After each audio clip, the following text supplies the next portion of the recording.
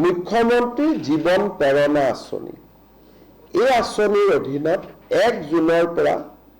আবেদনৰ প্ৰক্ৰিয়া আৰম্ভ হ'ব 2024-25 চনত গ্ৰেজুৱেশ্যন পাছ কৰা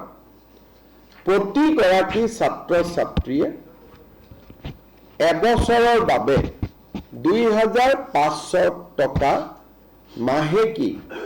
তেওঁলোকে লাভ কৰিব যাতে ইণ্টাৰভিউ আদি তেওঁলোকে এপিয়াৰ হ'ব পাৰে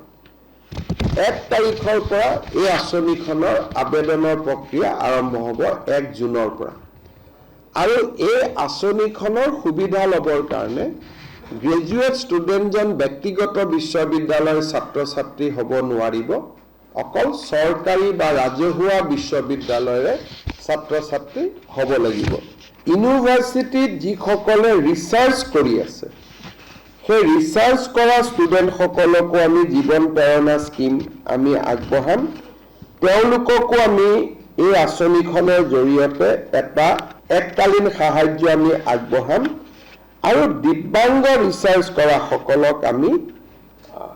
নৰ্মেল ৰিচাৰ্চ স্কলাৰতকৈ আমি দুগুণ আগবঢ়াম ৰিচাৰ্চ স্কলাৰসকলক 20,000 টকা আৰু দিব্যাংগ ৰিচাৰ্চ স্কলাৰসকলক আমি 40,000 টকা আগবঢ়াম